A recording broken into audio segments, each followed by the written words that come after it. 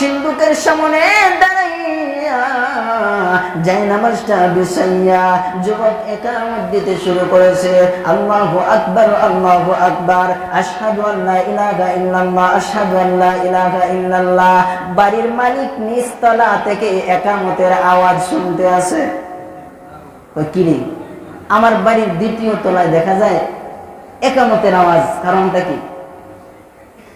বাড়ির মালিক ধীরে ধীরে পা পা করে উঠে উঠছে, কে আওয়াজটা দিতে আছে। তাকায় দেখে সন্দুকের সামনে দাঁড়াইয়া এক যুবক নামাজের ইকামত দেয়। কিরে, কে তুমি? বলে আমি আপনার বাড়িতে আসছি, একজন অপরিচিত মানুষ, নামাজের সময় হয়ে গেছে, আপনি কি মুসলমান? বলে হ্যাঁ আমি মুসলমান। না, আমি বাড়ির মালিক, আমি তো অবশ্যই মুসলমান। কথা হইলে আসেন নামাজ পড়ে যাই। এবার মুরব্বিকে হাত ধরে টান মেরে বলতেছে আসেন নামাজ পড়ে নেই, আপনার কি ওযু আছে? বলে হ্যাঁ এই মাত্র ওযু করে আসছি। যদি ওযু করে থাকেন তাহলে নামাজে দাঁড়া যায়। এবার এই যুবকটা একটা সুর যুবক, এবার সুর ইমামতির মধ্যে দাঁড়ায় গেল আর বাড়ির মালিককে মুক্তাদি বানায় দিল। নামাজের মধ্যে দাঁড়াইয়া আসে এই যুবকটা আল্লাহর পবিত্র কালাম তিলাওয়াত করতে শুরু করে দিল। আলহামদুলিল্লাহি রাব্বিল আলামিন আর রহমানির রহিম মালিকি ইয়াউমিদ্দিন ইয়াকা না'বুদু ওয়া ইয়াকা নাস্তাঈন ইয়াকা না'বুদু ওয়া ইয়াকা নাস্তাঈন ইয়াকা না'বুদু ওয়া ইয়াকা নাস্তাঈন। এবার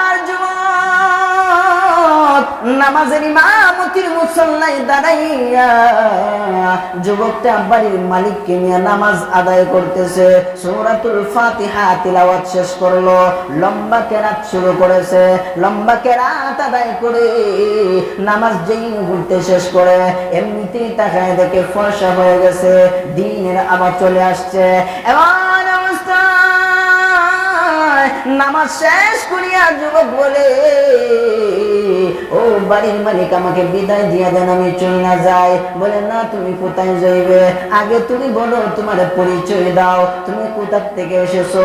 আমার বাড়ির ভিতরে গেট পার হয়ে তালা ভেঙে কিভাবে তুমি প্রবেশ করলা?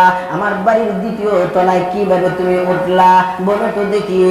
যুবক বলে না, আপনার কাছে বলা যাবে না। বলো তুমি কেন আসছো, তোমার উদ্দেশ্য কি? বলে না, আপনার কাছে বলা যাবে না।